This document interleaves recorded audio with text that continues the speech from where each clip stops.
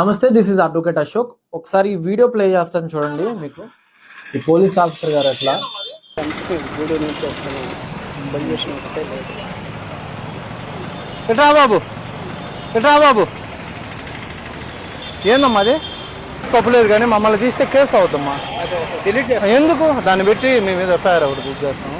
ఎందుకంటే మమ్మల్ని యూనిఫామ్లో ఉండే వాళ్ళని తీసే అధికారం నీకు ఎవరు ఇచ్చారు? సార్ నేనేమి రాంగ్ తెలియదు సార్. జిమ్ ట్రైనర్ ఎక్కడున్నా అడిగితే ఇక్కడ అంటే నీ చెప్పు, మా ప్లేసు పలానా ఏరియాలో ఉన్నామని చెప్పు.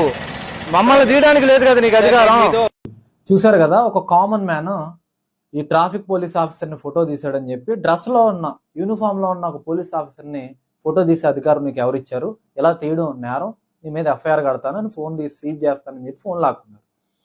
అయితే ద అఫీషియల్ యాక్ట్ అని ఒక చట్టం ఉంది.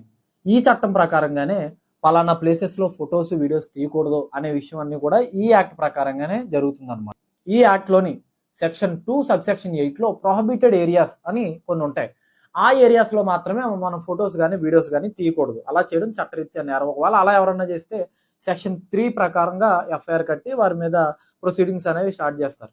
కానీ రీసెంట్ గా బాంబే హైకోర్టు వారు ఏం చెప్పారంటే, ఇలా పోలీస్ స్టేషన్ లో ఒక వ్యక్తి ఫొటోస్ కానీ వీడియోస్ కానీ తీయడం చట్టరీత్యా నేరం ఏమీ కాదు. సెక్షన్ 2 సబ్సెక్షన్ 8 లో ఈ ప్రొహిబిటెడ్ లిస్ట్ లో ఎక్కడ కూడా పోలీస్ స్టేషన్ అనేది స్పెసిఫైడ్ గా మెన్షన్ చేసి లేదు. కాబట్టి ఒక పోలీస్ ఆఫీసర్ ని, ఒక కామన్ మ్యాన్ ఫొటోస్ కానీ వీడియోస్ కానీ తీయడం చట్టరీత్యా నేరం కాదు.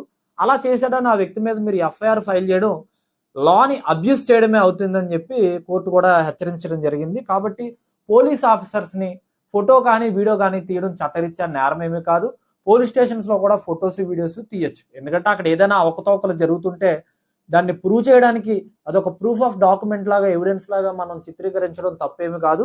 దీన్ని ఆనరబుల్ బాంబే హైకోర్టు కూడా క్లియర్ గా చెప్పడం జరిగింది.